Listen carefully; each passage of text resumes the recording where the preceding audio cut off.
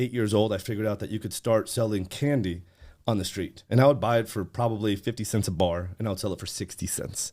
You know, but with enough of that, I was like, oh, I'm starting to make money. And I don't know if you guys remember Sam's Club came out. And now you could buy a whole box of them. And now you could buy them for like 20 cents a bar and sell them still for 60 cents. And people would call me and I would deliver it to them. And I loved it, right? Like this gave me some confidence. And so I remember now going to middle school. Middle school was horrific. I got the shit kicked out of me every single day.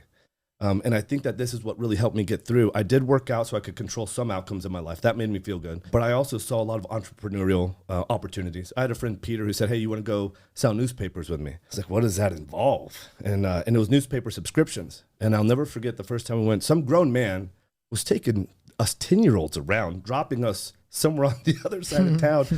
And I remember Peter's first pitch, you know, he knocked on the door and it was, excuse me, ma'am. You currently subscribe to the San Antonio Light, which is no longer in business. You currently subscribe to this. We just would like for you to renew your subscription. We want to give it to you absolutely free. And I was like, how is this going to work? And she starts signing and goes, all you have to do is pay for Sunday. Sunday, 75 cents. And she's like, oh, hey, you caught me. This isn't going to work out. You know, we're not going to renew. And then Peter said, well, ma'am, would it be okay if I just got a glass of water? Could you give me a glass of water? She would invite us in. We're little kids. She would invite us in, give us a glass of water. He would ask about a picture or something in the house. And he would say, man, we're just trying to make a couple of bucks. Right? If you're not going to do it for you, you think you could help us out? And almost all the time, it worked out. Wow. But here's where we really made the money is at the end of the day, we're waiting for this adult man to come pick us up in the van. And we just got to be there. Let's say he says you got to be there between 3 and 4. Well, you better be there at 2:45. He normally picked you up at 5. So now we got like 2 hours of dead time. This is where we really made our money, was kind of panhandling. At the gas station, at the pickup point, right? We're sweating bullets because it's summertime.